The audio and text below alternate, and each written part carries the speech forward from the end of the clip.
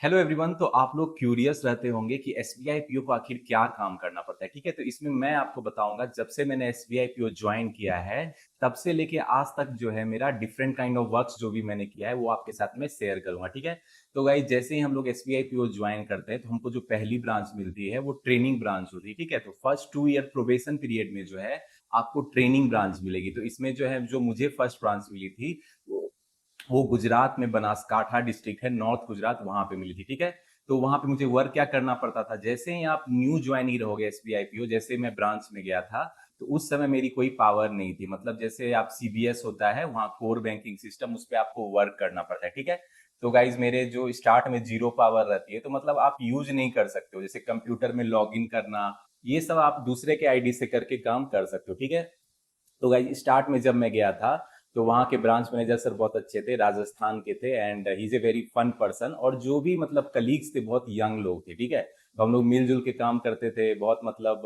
खाते पीते भी थे। शाम में सर कुछ पार्टी करते थे, जैसे कभी गोलगप्पे मंगा रहे हैं, कभी कुछ मतलब केक मंगा रहे हैं, तो इस तरह हम लोग एंजॉय करके काम करते थे। तो गाइज मैं क्या काम करता था, तो मैं जो था बेसिकली केवाईसी की जो डॉक्यूमेंट होता था उसको मैं मतलब अरेंज करता था। जैसे आपको होम लोन की फाइल्स होती थी उसको अरेंज करना। ठीक है, इसके अलावा जो है सर के आईडी से मैं थोड़ा होम लोन का डाटा भी प्रोसेस करता था, तो जो बेसिक डाटा एंट्री करता था वो सब काम करता था। इसके अलावा जो है डिजिटल बैंकिंग जैसे योनो है, योनो कैश है, मतलब जो भी इंटरनेट बैंकिंग है, ये सब करवाने का काम स्टार्ट में करना पड़ता है। तो गाइज जब जब आप न्यू ज्वाइन एसबीआई पी रहोगे तो थोड़ा ये सब काम करना पड़ेगा। तो डू नॉट फील वियर्ड, ऐसा मत सोचना कि हम लोगों ने इतना बड़ा एग्जाम क्लियर किया है तो जाते के साथ ही आपको कोई बड़ा काम मिलेगा, ऐसा नहीं होता है। स्लो प्रोग्रेशन होता है, आपको सीखने के लिए ट्रेनिंग दिया जाता है। जो भी आपके कलीग्स होते हैं, सीनियर होते हैं, ब्रांच मैनेजर, या आपके जो ऐसे और भी जो ऑफिसर होते हैं या क्लरिकल लोग होते हैं जो बहुत मतलब लॉन्ग टाइम से काम कर रहे होते हैं,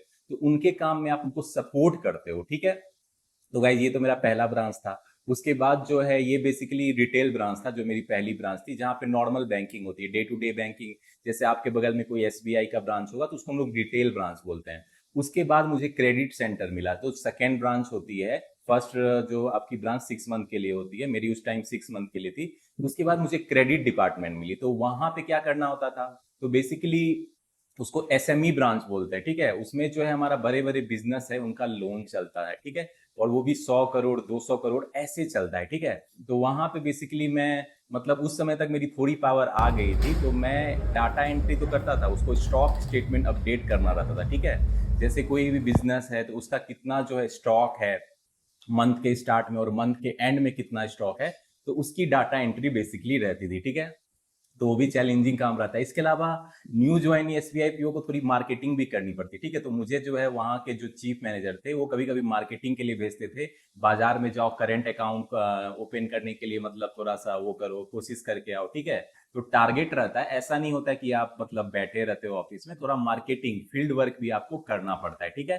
तो बेसिकली जो सेकेंड मेरी जो ब्रांच ट्रेनिंग थी वो मतलब क्रेडिट के अराउंड रिवॉल्व हुई। अब जो मेरी थर्ड ब्रांच थी जिसको हम लोग रूसू ब्रांच बोलते हैं। ठीक है, तो सेकेंड ब्रांच 6 मंथ की हुई। उसके बाद थर्ड ब्रांच 1 साल के लिए मिलती है, रूसू, जिसको रूरल और सेमी अर्बन एरिया में आपको पोस्टिंग मिलती है। और ये आपकी पासिंग ब्रांच होती है, मतलब आपके पास पासिंग पावर आ जाती है। अब पासिंग पावर क्या होता है, तो गाइस जैसे आपके जैसे क्लरिकल लोग है, एसोसिएट है, वो कोई भी जैसे केवाईसी का मतलब क्यू बनाते हैं, मतलब कोई मतलब डाटा बनाते हैं, उसको आपको पास करना होता है, ऑथोराइज करना होता है। ठीक है, इसके अलावा नेट बैंकिंग, डिजिटल बैंकिंग, कोई अकाउंट खोल रहा है, तो कोई भी मतलब जो क्लरिकल लोग जो है काम करते हैं उसको आपको अप्रूव करना रहता है ध्यान से। ठीक है, उसमें बहुत जिम्मेदारी वाला काम है। जैसे नेफ्ट आरटीजीएस जो होता है करते हैं, उसको जो आपको अप्रूव करना होता है तो वो ध्यान से करना होता है। मुझे याद है एक मैडम थी उसने गलती से 1 जीरो एक्स्ट्रा जो था वो पास कर दिया था गलती से। ठीक है, तो करंट जिसके अकाउंट में चला गया था 10 टाइम्स ज्यादा पैसा, लेकिन उन लोगों ने वापस कर दिया था। इसीलिए मैं कहता हूँ जो अप्रूव करने का काम होता है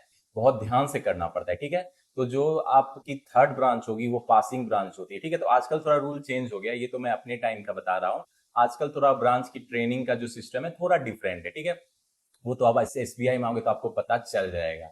तो गाइस जो मेरी 1 साल की थी रूसू ब्रांच, उसके भी जो ब्रांच मैनेजर थे, he was such a fun गाय। हम लोग जो थे काम भी करते थे, एंजॉय करते थे, पार्टी करते थे, ठीक है। और पार्टी करने के लिए वो लोग मेरे ही घर आते थे, कहते थे कि यू आर सिंगल पर्सन और हम लोग यहीं पे पार्टी करेंगे, ठीक है। तो हम लोग काम करते थे, एंजॉय भी करते थे। और that place was near mount Abu, तो हम लोग वीकेंड में माउंट अबू बहुत जाते थे। मैं तो बहुत बार माउंट अबू जा चुका हूँ। तो इस तरह जो मेरा रूरल और सेमी अर्बन का ब्रांच था, वो भी मतलब नॉर्थ गुजरात में ही था। तो गाइस बस सच ए फन। अब जो है मेरा 2 साल हो गया ओवर, अब मैं जो है कंफर्म हो गया एज एन असिस्टेंट मैनेजर, ठीक है। उसके बाद मुझे क्या मिला?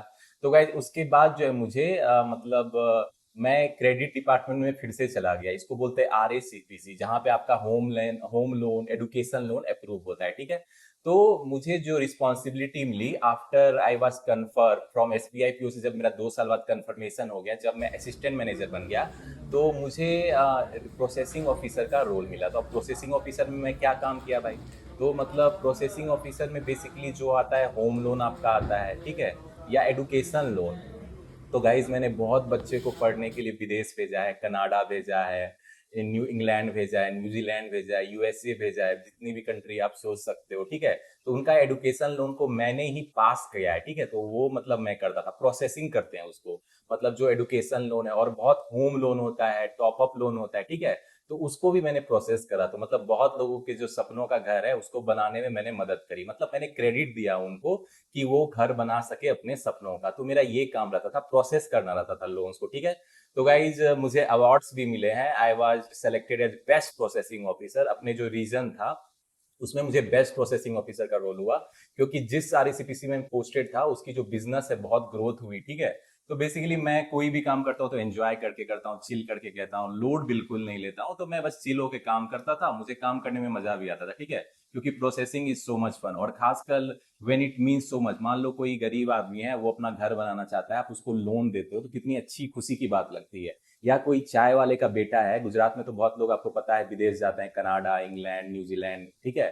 तो कोई जो गरीब चाय वाला का बेटा है, उसके बच्चे का आप एडुकेशन लोन प्रोसेस कर देते हो, उनको क्रेडिट दे देते हो, तो उनके बच्चे विदेश में पढ़ पाए, तो उसको कितनी खुशी होती है, ठीक है।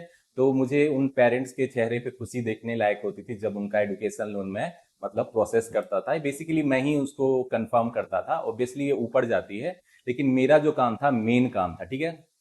तो गाइज बहुत बच्चे के सपने जो थे एडुकेशन लोन, इवन इंडिया में पढ़ाई के लिए अच्छे अच्छे इंस्टीट्यूट में उनको जो लोन चाहिए होती है, तो वो भी मैं मतलब प्रोसेस करा, ठीक है।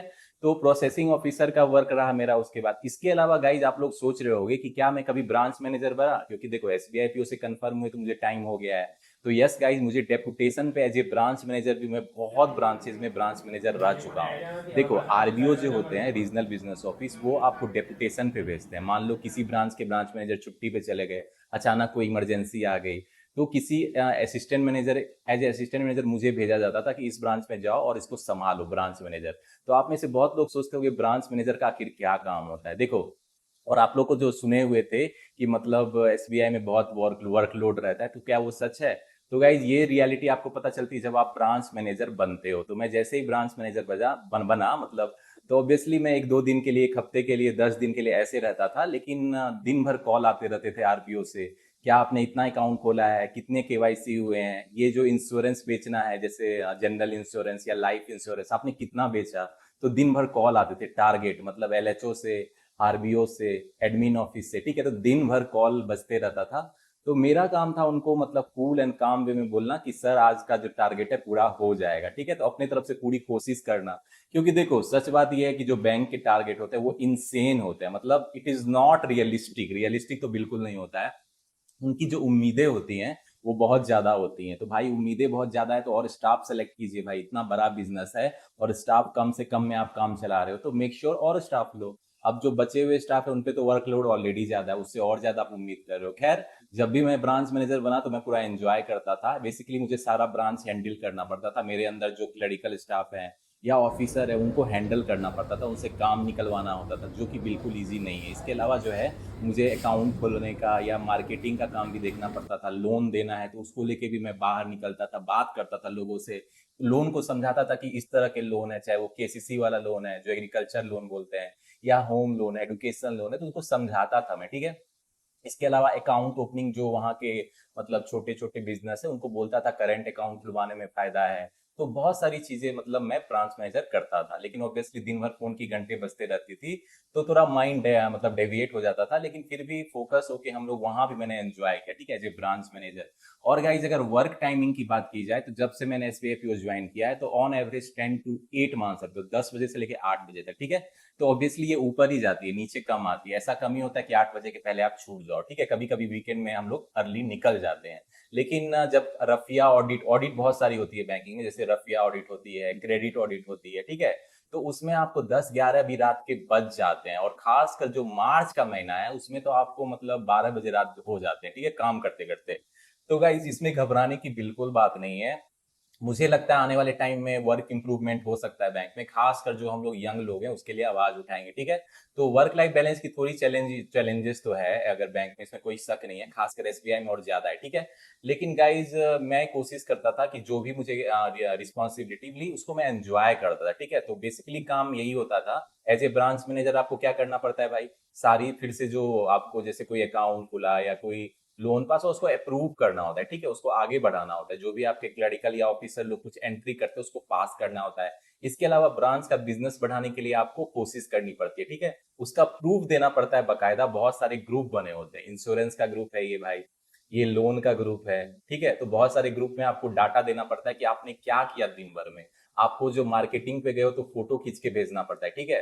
तो बेसिकली जितनी चीजें आप करते हो सबका डिजिटल फुटप्रिंट वो मांगता है कि आपने क्या किया है। ऐसा नहीं कर सकते हो कि आप कुछ भी बोल दो और मजे कर रहे हो, ऐसा तो एक समय के लिए भी चैन की सांस लेना मुश्किल है, ठीक है, एज ए ब्रांच मैनेजर।